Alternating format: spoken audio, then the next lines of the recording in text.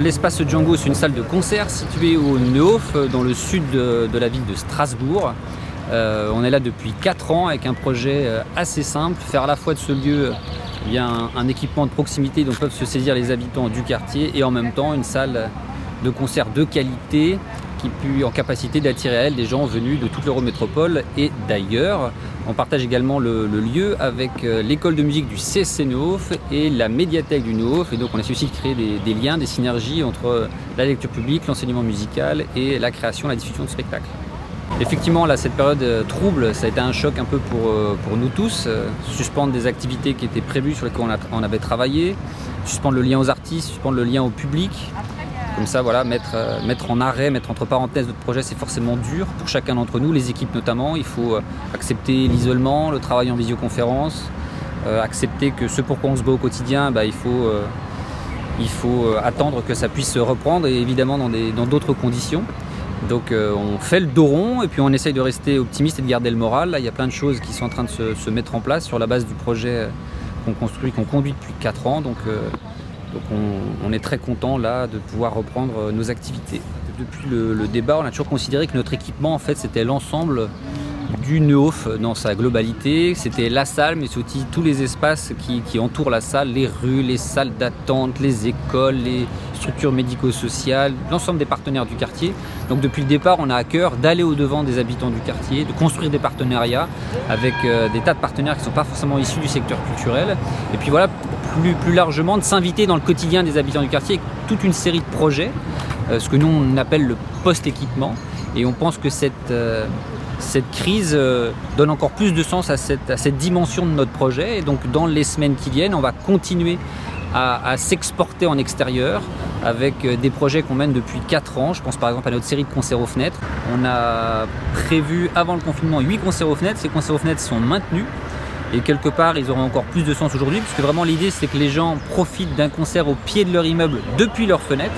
Alors habituellement, il y avait un petit attroupement en bas. Cet attroupement, il ne pourra pas avoir lieu, mais en tout cas, on pense qu'il y aura encore plus de gens à leur fenêtre.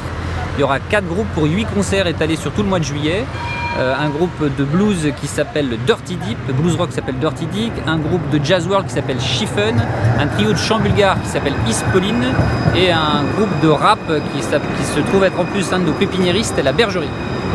Les concerts fenêtres, en plus, c'est un projet qu'on mène avec un paquet de partenaires dans le quartier. Les bailleurs sociaux, ils sont plusieurs, OFEA, CEDES, SOMCO, on a également plein d'acteurs d'éducation populaire, le CSC Neuhof, l'Upovino, l'AEP Saint-Ignace, on a plein d'assauts, l'Agathe, la Jeep, et du coup on est hyper content d'embarquer avec nous dans cette histoire toute une somme d'acteurs pour encore une fois enchanter le quotidien des habitants du quartier qui n'ont pas forcément vécu facilement cette période, donc on est très content de pouvoir faire ça. Tu sens qu'il y a une attente très forte de la part des habitants et des structures, des associations qui sont très, très mobilisées tout au long de l'année et puis encore plus maintenant. Oui, alors tu sais que les visios se sont multipliés avec les équipes, avec les acteurs musicaux actuels, mais aussi avec les acteurs du Neuhof. Effectivement, on sent que les acteurs ici sont vraiment mobilisés, certains ont déjà repris, et que les habitants sont en attente d'une réactivation de plein de choses. De juste vouloir revivre, sortir de chez soi et retrouver une forme de normalité, même si on sait qu'aujourd'hui c'est compliqué. Donc en tout cas, on va essayer de se situer dans ces interstices-là, tu vois, essayer de pouvoir faire des choses évidemment en ne prenant aucun risque. Mais je pense qu'il y a des marges pour faire tout ça et les concerts à fenêtre en font partie.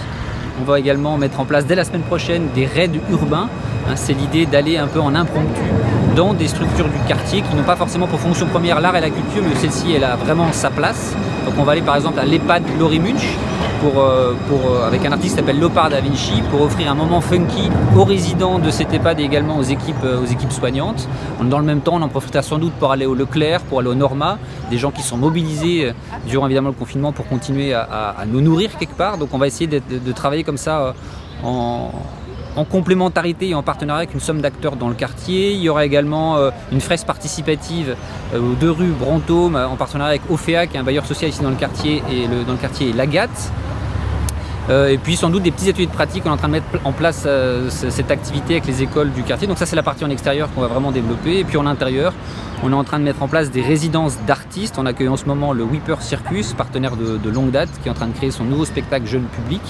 et on va sans doute en profiter, c'est même pas sans doute, pour faire un concert capté qui sera diffusé prochainement. Là, on a travaillé sur la bonne date et on va sans doute multiplier ces petites formes aussi tout au long de l'été. Et le dernier format qu'on est en train de mettre en place, c'est une action qu'on appelle Aparté, qui consiste à donner la parole aux artistes sur leur parcours, sur leurs influences, sur cette radicalité qu'est la leur, qui consiste à vouloir créer et traverser finalement la vie et le monde de cette façon-là. Et donc on a un aparté qui est prévu avec Victor de Dirty Deep en juin, et peut-être aussi qu'on va multiplier ce type de format. Il y avait plein de résidences qui étaient prévues tout au long de la saison. La plupart on les a reportées et on a de la chance. Le Whipper Circus, on a eu l'autorisation pour mettre en place cette résidence. Donc nos résidences en général, c'est ouvrir la scène, le plateau à des artistes qui vont venir ou préparer une date ou créer un spectacle. Évidemment là, les dates en ce moment c'est suspendu. Donc dans le cas de Whipper Circus, c'est une vraie résidence de création. Leur prochain jeune public qui s'appelle Panique dans la forêt. Et donc du coup, ils travaillent pendant 5 jours sur l'écriture, la composition, la scénographie, le son. Et on aura la chance de faire une restitution de résidence qui sera filmée et diffusée ensuite sur nos réseaux sociaux. Et tout au long de l'été, on va accueillir entre 8 et 10 résidences. C'est en train de se mettre en place et on fera sans doute plusieurs concerts captés, puisque c'est comme ça qu'on les a appelés. C'est vrai que ce qui fonde l'ambition pour la culture, pour moi, c'est être à l'endroit de la découverte, de l'émergence et à l'endroit de la rencontre. C'est aussi ça que permet la culture, s'ouvrir à d'autres formes, d'autres styles et encore une fois, c'est ce que d'aucuns appellent l'émancipation, et en même temps entrer en relation avec des artistes, des gens, et ça c'est la question du lien social. Et effectivement, ces deux sujets-là, aujourd'hui, on doit les questionner différemment puisque par exemple, nos salles sont fermées et on ne peut pas les ouvrir au public. D'où se pose du coup effectivement cette question de la captation. Je pense que les modèles économiques dans le champ culturel, ils sont très différents d'un secteur à l'autre, d'un acteur à l'autre, et que du coup chacun va devoir un peu réfléchir. Nous, effectivement, à court terme, on se dit qu'il y a des choses qu'on ne peut pas faire et que du coup ce qu'on avait prévu en termes de budget, on peut le faire glisser à d'autres endroits. Par exemple, la captation. C'est l'occasion par exemple effectivement d'acheter des spectacles aux artistes qui seront captés, de rémunérer une équipe de captation qui peut-être jusque-là avait plus de travail durant les 2 derniers mois. Et ça, je pense qu'on va le développer à plein d'endroits, ce qui va permettre sans doute de faire circuler autrement, par exemple, l'argent public qu'un lieu comme Django reçoit, auprès des artistes du coin, mais auprès aussi d'entreprises du coin. C'est cette espèce d'écosystème local qu'on est quelque part en train aussi de renforcer. Il était très activé à Django, mais on va encore en remettre une couche, et c'est tant mieux, parce que c'est aussi le sens de l'argent public. Circuit court, moi je parle de proximité. Les compétences locales, les dynamiques locales, et Dieu sait qu'elles sont fortes. Elles sont hyper fortes, et puis c'est hyper important, tu vois, être toujours plus proche. Au Nehof par exemple, on travaille avec une entreprise du quartier qui nous fait le catering, c'est une entreprise du quartier qui nous fait le ménage, c'est des techniciens qui sont pas très loin des 8K, ils sont au Neudorf.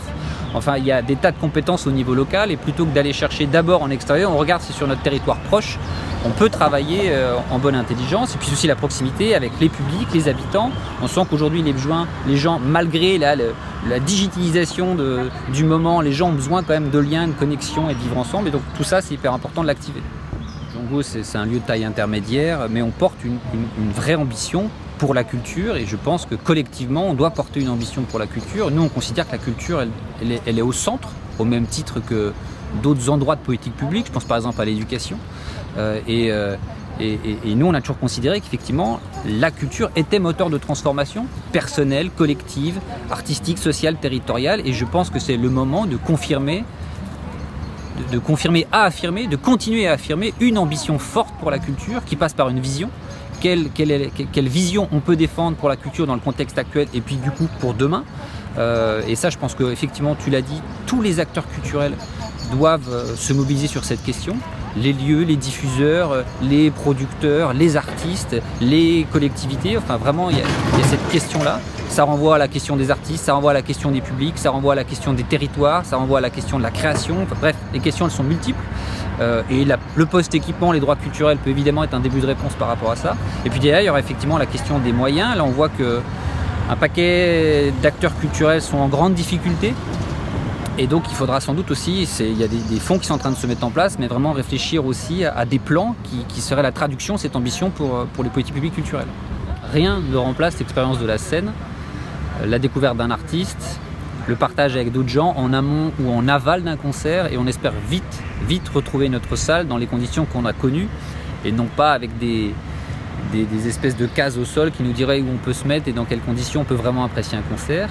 Maintenant, je suis complètement d'accord avec toi, à côté du plateau, il y a sans doute d'autres scènes à conquérir, d'autres scènes à inventer, qui sont dans les extérieurs, qui sont dans d'autres espaces de vie, du quotidien.